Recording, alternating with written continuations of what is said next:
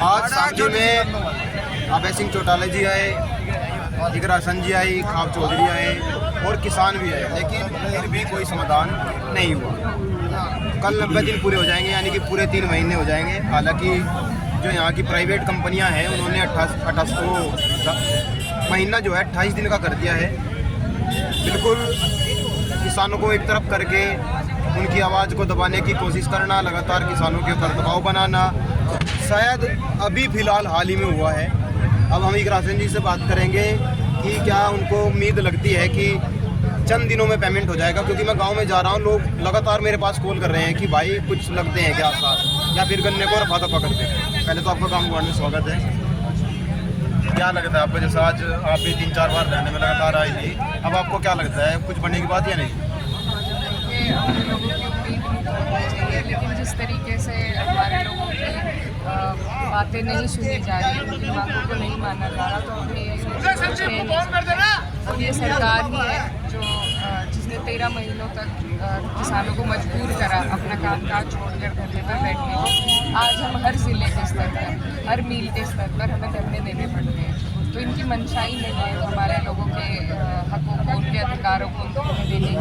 तो अभी कुछ कह नहीं सकते, तो सरकार की नीयत है, देखें बदलती है या नहीं। शायद 24 के चुनाव के दबाव में बदल जाए, ऐसा हो सकता है। नहीं, गन्ने की पेमेंट तो मिल सकती है, सरकार तो बदलने वाली नहीं। किसान तो कह रहे हैं कि हमें गन्ने की पेमेंट दे दो, पूर्ण भुगतान कर दो, अगले 14 दिन का समाधान कर दो, हम तो दोबारा फिर वोट कर देंगे। अगर चुनाव के नज़दीक आते ही ये काम कर दिया तो किसान तो दोबारा वापस चले जाएंगे ना उधर ही। देखिए, अगर हमें ऐसा समाधान चाहिए, हमेशा के लिए हमें इन सब मुसीबतों से समाधान चाहिए, तो नहीं जाना चाहिए वापस। इन बातों को, इन धरनों को, जितने दिन हमारे किसानों ने यहाँ संघर्ष किया, याद रखना चाहिए हमें। और ये सरकार अपनी नीति बदलने वाली नहीं है, और नीति पे ही वो काम करते हैं, नीति के हिसाब से ही सब इनकी योजनाएँ बनती है। तो अगर किसान अब भी ना समझे तो कहीं ना कहीं फिर उसमें हमारी खुद की गलती है, उसमें फिर सरकार को दोषी नहीं ठहरा सकते। वो तो कह रहे हैं हमारी नीति एकदम बिल्कुल साफ स्वच्छ है, हमने किसानों को चलने के लिए रोड दे दिए। जहाँ किसानों को शामली तक आने के लिए कई घंटे का सफ़र करना पड़ता था, दिल्ली तक जाने के लिए अगर कोई मरीज है कई घंटे का सफ़र करना पड़ता था, सेकंडों में जाएगा वो व्यक्ति। जी देखिए, जाकर करेगा क्या, धरने देगा, धरनों के लिए बनाए उन्होंने। पेमेंट तो कहीं नहीं होगी ना, 14 दिन का जो वादा किया था वो तो आज तक लागू ही नहीं हुआ है, और ना ऊपर से ब्याज मिल रहा है। तो सड़कें हैं, सिर्फ किसानों के लिए है, पूंजीपति भी चल रहे हैं सड़कों पर, तो सभी के लिए है वो। और उनसे ज़्यादा उन पर टोल टैक्स लगा दिए हैं। टोल की समस्या इतनी है, किसान पर तो हर तरह की मार है, हर तरीके की महंगाई की मार है। वो अपने बच्चों की फीस नहीं भर सकता क्योंकि पेमेंट नहीं हो रही। फिर इधर उधर जाने के लिए जो समाधान उन्होंने किया है, उसके साथ साथ उन्होंने उसे भी टैक्स करने का वो बना दिया है।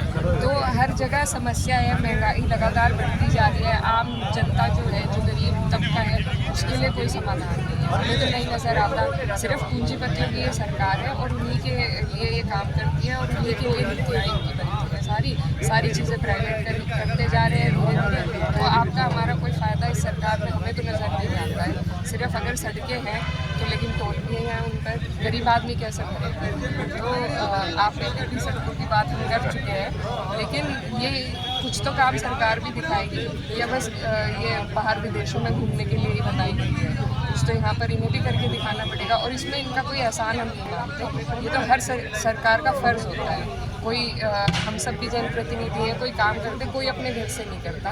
ये सब आपका हमारा पैसा है, अगर सड़क पर लग भी रहा है तो इसमें सरकार का हम कोई एहसान नहीं मानेंगे, ये उनका फ़र्ज़ है करना। एहसान वो होता कि जब वो हमारे दुख दर्द को समझकर हमारे लिए ऐसी लाभकारी योजनाएँ निकालती जिससे कि किसान वर्ग, मजदूर वर्ग आगे बढ़ पाता और तरक्की कर पाता। और जब हर व्यक्ति की तरक्की होगी तभी देश की भी तरक्की होगी, वरना तो हम पिछड़ते जा ही रहे हैं। नहीं, ये जो आपने लाइन बोली है तो गांधी जी की लाइन है, मतलब क्रय शक्ति जब तक मजबूत नहीं होगी, जो लाइन कांति व्यक्ति है उसकी, वो देश मजबूत नहीं हो सकता। वो तो गांधी को गाली देते हैं, एक तरफ गोडसे की पूजा करेंगे, एक तरफ गांधी की भी पूजा करेंगे। ये क्या सिस्टम है इनका, समझ में नहीं आया। ये देखिए, काम इन्हें करना नहीं है, मेन मुद्दों से ध्यान भटकाने के लिए ये इस तरह की बातें लेकर आते हैं। भाई हिस्ट्री में जाकर अब हम सब जो हमारे जितने भी पूर्वज रहे हैं हम सबका सम्मान करते हैं, जो भी इस धरती से जन्मे हैं, जिन्होंने इस धरती के लिए कभी भी बलिदान दिया है, काम किया है। आज हम सबके पूर्वज इसी धरती के हैं। उन्हीं पर इन्होंने विवाद छेड़ दिया कि ये उस बिरादरी के हैं, वो उस बिरादरी के हैं। इन्हें इसके अलावा कोई आता नहीं, या तो हिंदू मुस्लिम या बिरादरीवाद। ये ना काम करना जानते ना करना चाहते हैं, तो ये यही सब करेंगे। अब तो हमें अपनी आंखें खोलने की ज़रूरत है, जो आम जनता है। 10 साल हो गए कि हम यही सब देखते आ रहे हैं अपने देश में, तो अब ज़रूरत है कि काम के मुद्दों पर बात की जाए। ये सब तो हम सब ही पूर्वजों का, अपनों का सम्मान करते हैं। कोई बिरादरीवाद हमें इस चीज़ में लाना ही नहीं चाहिए। तो अब हम सब, मुझे लगता है कहीं ना कहीं सबकी आंखें खुल रही हैं और अब मेन मुद्दों पे सवाल हो रहे हैं, तभी लगातार धरने चल रहे हैं। नहीं, 24 के चुनाव को आप किस तरीके से देखते हैं? जैसे चुनाव नज़दीक आते जा रहे हैं, एनडीए में जो चाहे वो अखिलेश यादव जी हो, जयंत चौधरी जी हो, उधर से राहुल गांधी जी, इंडिया में राहुल गांधी जो कोई ना कोई इस तरह की कमेंट हो जाती है, जिसकी वजह से जो आम जनता है वो सोच रही है कि कहीं ना कहीं गठबंधन जो है टूट सकता है। जैसे ही 24 के चुनाव आएंगे धड़ाम हो जाएगा सब। नहीं, ऐसा बिल्कुल नहीं है। ये तो देखिए, राज्य की राजनीति अलग नहीं होती है। हर चुनाव के अलग विषय होते हैं, अलग राजनीति होती है। स्टेट इलेक्शन में अलग मुद्दे होते हैं, सेंट्रल इलेक्शन में अलग होते हैं, प्रधानी में अलग होते हैं, चेयरमैन में अलग होते हैं। तो अभी जो सेमीफाइनल सब कह रहे हैं, जो 4 हमारी राज्यों में चुनाव चल रहे हैं, तो उसको अलग हटाकर अगर देखें तो इंडिया का गठबंधन मजबूत है और मजबूत रहेगा, क्योंकि सभी को ये समझ में आ चुका है कि अब ज़रूरत है भाजपा को हटाने की, बदलाव लाने की। बदलाव के लिए सभी लोग अपनी जो निजी नीति से मिलकर देश हित के लिए काम करें। नहीं, मोदी जी देश हित में कर रहे हो तो कह रहे हैं हम तो हमसे ज़्यादा देश हित में काम किसी ने नहीं किया, और कह रहे हैं हमें वोट दो, फिर जो आप चाहोगे वो होगा, वरना मैं तो फकीर हूँ, चलो बस उठा कर चल निकलूँगा। देश हित तो दिख रहा है, यहाँ धरने पर बैठे ये देश हित तो हो रहा है। यहाँ 88 दिन हो गए, किसी ने पूछा, कोई भाजपा का नेता आया एक भी दिन आश्वासन देने के लिए? भाई यहाँ से पहले जो गन्ना मंत्री हैं वो भी यहीं से थे, अभी एक MLC साहब हैं वो भी यहीं पे हैं, यहाँ के जिला अध्यक्ष हैं, बहुत सारे लोग हैं जो इन्हीं लोगों के बीच में इन्हें शर्म नहीं आती वोट मांगने जाते हैं। और हमारे भी लोगों की गलती है, क्योंकि उन्हें उठना बैठना देते हैं, नहीं देना चाहिए। जो हमारे दुख दर्द में नहीं हमारे साथ खड़ा है, उसको क्या ज़रूरत है बिठाने की, उसको क्या ज़रूरत है? जो हमसे पूछने नहीं आ रहा, सिर्फ अपने वोटों के लिए पूछने आए तो क्यों आए? मना कर दीजिए।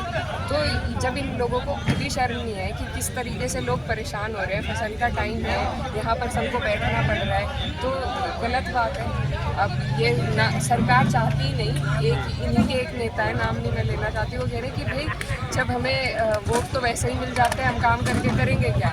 हम तो पैसे कमा रहे हैं सरकार में। तो ये इनकी नीति है, इसी पर ये चल रहे हैं। नाम लेने में क्या दिक्कत है? बस नाम लेकर ज़्यादा विवाद बढ़ते हैं इसी तरीके। ये इनके सारे नेताओं की यही बात है, कोई किसी का काम नहीं करना चाहता। आज भी जिस तरीके से लोगों के काम हो रहे हैं, सबको पता है किस तरीके से हो रहे हैं। ये अपने भी लोगों के जो इनके अड़कर सपोर्टर रहे हैं, उनके भी काम कराने में ऐसा है।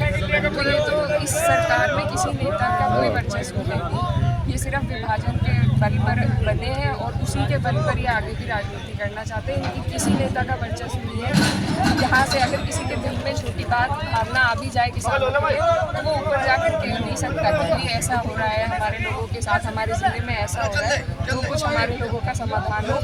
क्योंकि इस पार्टी में, इस पार्टी की नीति में किसी नेता का कोई वर्चस्व नहीं। 24 के चुनाव को आप किस तरीके, मेरा तो सवाल है, 24 का जो चुनाव है आप उसको किस तरीके से देखती है?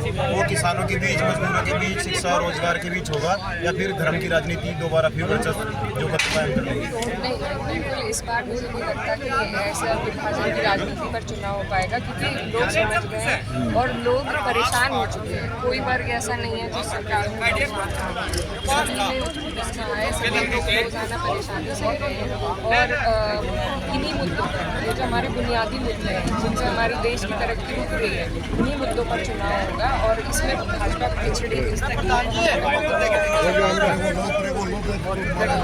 बस ध्यान तो चलो प्रधान जी।